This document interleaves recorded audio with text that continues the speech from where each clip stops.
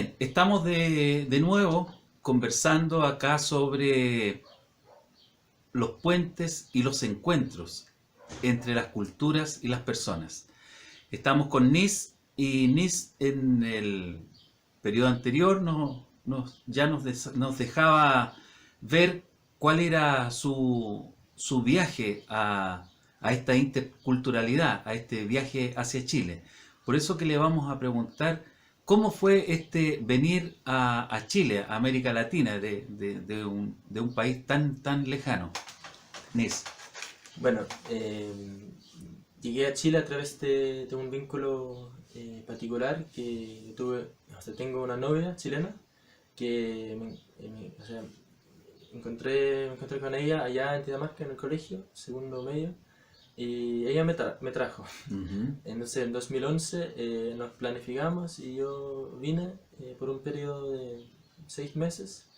Em, y bueno, las dificultades que tuve fue que tenía que buscar como algo que hacer en Chile, porque ella estaba entrando a la universidad y yo todavía no.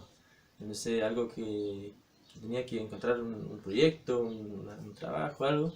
Pero lo bueno, la ventaja que tenía yo como en ese entonces como inmigrante era el contacto, que yo tenía un contacto a través de mi polola ahí y también de un contacto de una biblioteca en Cerro Alegre, que es un proyecto de literatura infantil nórdico. Y me conocí a una señora danesa que me recibió y trabajé ahí como voluntario. Y Ujú. eso me ayudó mucho a integrarme. ¿Qué hacían ustedes ahí en la biblioteca danesa? Mira, esa biblioteca se fundó como un proyecto de donación por parte de las bibliotecas como de Dinamarca. Había una biblioteca que donó muchos libros, creo que un millón de libros. Mm. Entonces mandaron los libros a Valparaíso y nosotros lo que hacíamos era como traducir los libros y poner como las frases en español sobre Mm. el texto en danés. Mm. Entonces, de esa manera podíamos reutilizar los libros y eso me servía mucho para aprender, hablar bien y entender bien. Y lo otro que hacíamos era el trabajo con los niños, Mm. talleres, cuentacuentos, todo el tema de acercar la lectura a los más pequeños. Ujú.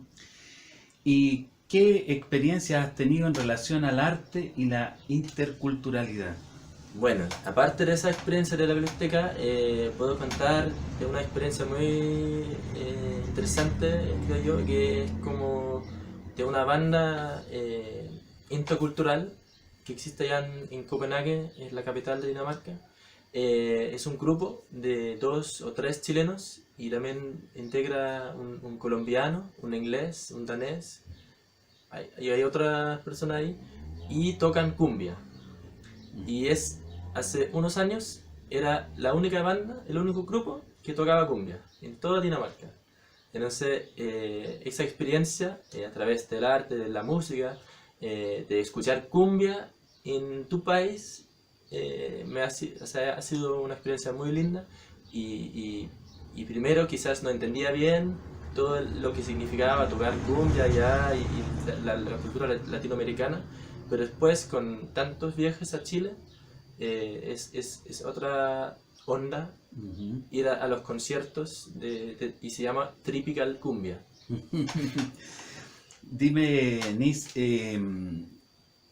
las dificultades que se tiene al venir a Chile. ¿Cuáles son las fronteras que Mm, se van planteando ahí? claro, yo creo que hay algunas dificultades que uno va a tener en todos los países, que sea cualquiera sea, es el idioma. Pero y esa es una frontera que tú vas como cargando, no, es como una mochila que tú llevas es como una barrera para ti. Entonces a través del lenguaje nosotros nos interactuamos con todos. Entonces eso fue la dificultad más como, o sea, fue un desafío más Ujú. que porque igual es algo que tú puedes superar como extranjero. Pero siempre te van a... cuando encuentras a otra persona que no conoces, lo primero que te van a decir, no solo por el lenguaje, por tu apariencia que tú eres extranjero. Mm, Entonces ahí estás como, está la frontera, no solamente la frontera de las cordilleras de los Andes, pero la frontera es algo simbólica que está en el cuerpo, y nosotros llegamos a esa frontera como extranjeros por todo lado. mm, Por ejemplo, los haitianos en Chile lo llevan muy presente, pero también los rubios lo llevamos muy presente porque todo el mundo te ve como el gringo. mm, Entonces, antes de vernos como personas, nos ven como un representante de otro país. mm. Y eso es algo que tú, bueno, tienes que convivir con eso, pero a veces dificulta las relaciones con las personas que te rodean. Ujú. ¿Y qué pasaba cuando tú volvías a Dinamarca? Claro, ¿Mm? eso fue muy complaciente para mí, como después de un tiempo largo en Chile, volver a Dinamarca, bueno, primero encontrarme con mi familia, creo que es algo muy importante, pero también con los amigos, con el humor y con los lugares. Yo no me había dado cuenta dónde vivía. Yo vivía en el campo, como decía anteriormente, y nosotros tenemos la casa muy cerca de la playa también, como a 20 minutos caminando. Entonces yo no me había dado cuenta los privilegiados éramos. Mm, Entonces de eso, como de salir de tu país y volver, le daba como se me ha dado como otra visión de mi hogar, como de infancia, como que ahora disfruto más, no sé, poder salir a caminar alrededor de la casa y volver a comer la comida que es típica de Dinamarca, los frutos que tenemos allá, que no existe aquí, así cosas que tú no encuentras acá, te, te hace como más sentido porque ya no lo tuviste por mucho tiempo. ujú. Yo imagino que es lo mismo para los chilenos que he encontrado allá, que, que allá se celebra el 18 con más fuerza, se celebra Claro. todo con más fuerza, más Mm, nacionalismo, mm, quizás. mm. Y mira, a propósito de nacionalismo, tú vienes de un continente que no hace tanto tiempo estuvo en una guerra Ujú. y una guerra donde nace una ideología como el nazismo que marcó tanto el siglo pasado, el milenio pasado. Eh, ¿Hay rastros de eso en Europa actual, en lo que tú viviste? Mira, yo creo que para nuestra generación, la mía, el tema del nazismo, nosotros lo aprendimos en el colegio y lo vemos como algo muy lejano, que algo que ya pasó, no tenemos lazos directos. Yo, bueno, puedo hablar con mis abuelos, pero igual es como muy distante en la historia para nosotros, pero por lo tanto nosotros no podíamos imaginar hace algunos años que eso iba a volver, porque era tan como impensable, como con la interculturalidad, con las... en Europa ahora conviven muchas religiones, conviven muchas culturas, conviven muchas etnias. Entonces uno piensa que eso nunca va a pasar. Pero resulta que estas ideas dan xenofóbicas y dan como las ideas de los nazis se ha vuelto, por ejemplo, en los países del este de Europa, justamente en los países de la ex Unión Soviética. Y eso es un tema que, bueno, sociológicamente se puede decir que viene de las crisis económicas que hemos tenido y que ha generado un malestar en los pueblos, que realmente ahora la clase media no está asegurada para nada, y eso hemos visto en el sur de Europa también, con lo que pasó en España, en Grecia, y eso ha generado un malestar, y además la llegada de muchos inmigrantes que también hemos visto acá en Chile en los últimos años, esa llegada viene como de cierta manera a amenazar las naciones. Entonces, tú tienes un malestar, no encuentras trabajo, llegan inmigrantes, te quitan el trabajo, y entonces es muy fácil culpar todo a los inmigrantes. Y en vez de los judíos, ahora estamos,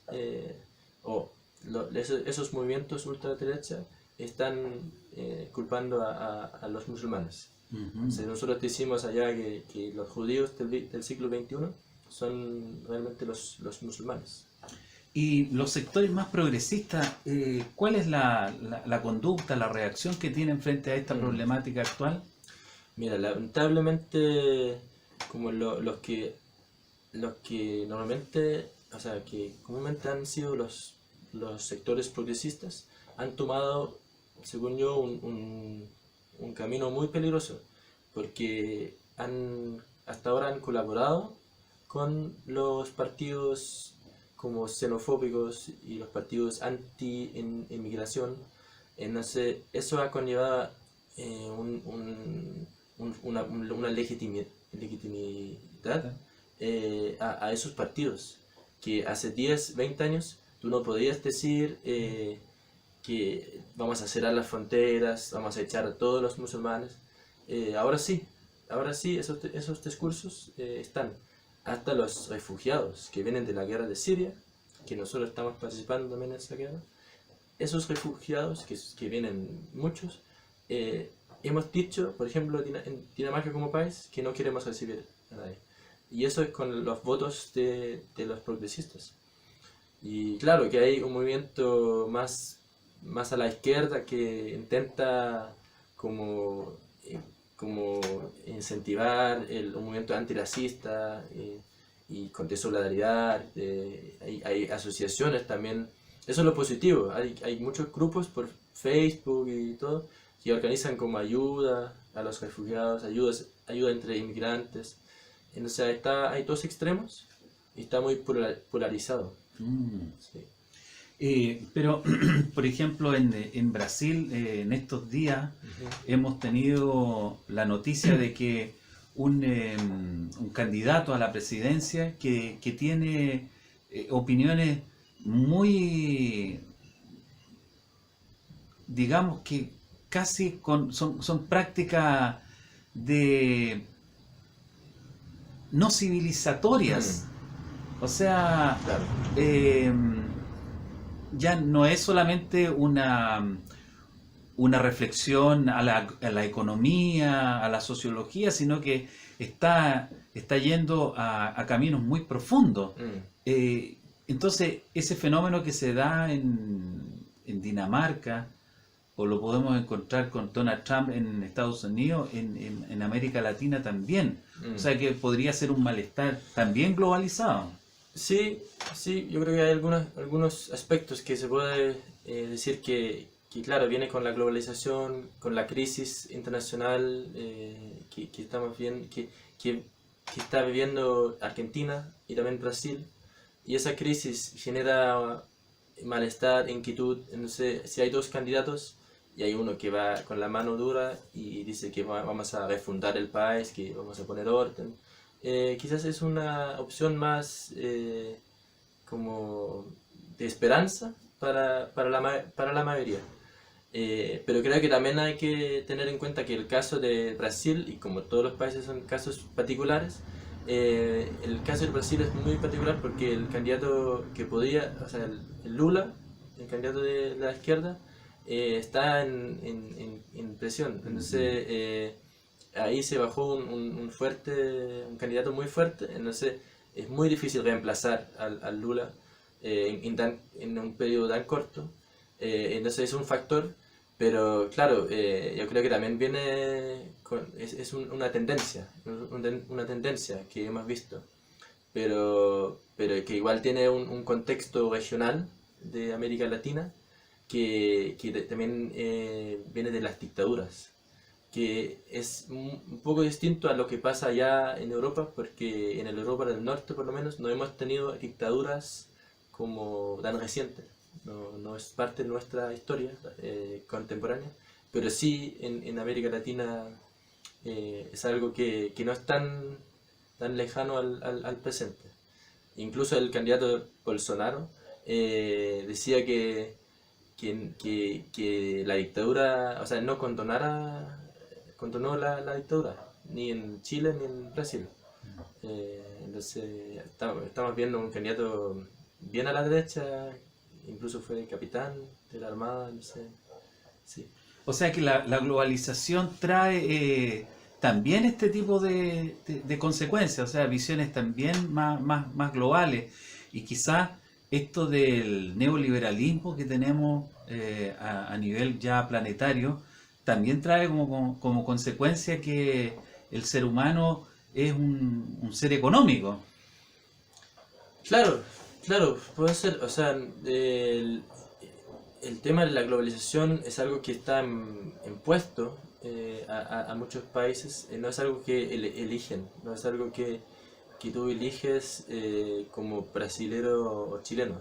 Entonces, y más encima los países periféricos lo eligen menos, porque los grandes como ganadores de la globalización son los países céntricos, como los Estados Unidos con Europa o ahora con China. Entonces yo creo que nosotros tenemos que aspirar a una globalización más humana. Tenemos que aspirar a una globalización más justa, que justamente se da cuenta que las soluciones no caben en el marco nación de las naciones. Y solamente porque ya el mundo es tan como ¿cómo se dice? Entrelazados. Claro, entrelazado. Entonces, por eso las soluciones también tienen que ser globales. Y esos candidatos que estamos hablando de la ultraderecha más nacionalista, aspiran a soluciones nacionales. Entonces hay una contradicción, que ellos mismos no pueden, o sea, quieren el neoliberalismo, el modelo neoliberal, poner de las privatizaciones y los grandes multinacionales, pero al mismo tiempo aspiran a como a salvar la patria. Entonces hay una contradicción ahí en ese sector político, que creo que es muy interesante, porque si uno quería ser muy como patriótico, entonces tendría que votar no por el candidato que quiere abrir el mercado de Brasil a todo el mundo, porque al final lo que hace es que los grandes fondos de capitales internacionales compran las empresas de Brasil, de Chile y manejan la economía. Entonces, si querías ser como más nacionalista, tendrías que votar por alguien que quería nacionalizar. Entonces, es muy contradictorio pero tiene un discurso que es muy difícil compartir, pero nosotros tenemos que aspirar a un nivel más civilizatorio. ¿Cómo decías? Tu experiencia, tu reflexión hoy día es que la interculturalidad es un hecho posible, es un camino viable para la humanidad. Sí, yo creo que es la única, o sea, es el camino que tenemos que tomar.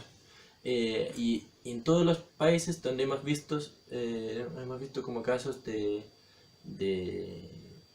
racismo o de xenofobia, también hemos visto grupos que levantan escuelas para enseñar castellano, por ejemplo, en Chile a los haitianos, o en Dinamarca, escuelas para enseñar danés a los refugiados de Siria. Entonces, hay una voluntad que yo creo que es más profunda, incluso en las encuestas, que si nosotros vemos las encuestas a nivel global, la mayoría no está en ese lado oscuro de que no quieren la interculturalidad.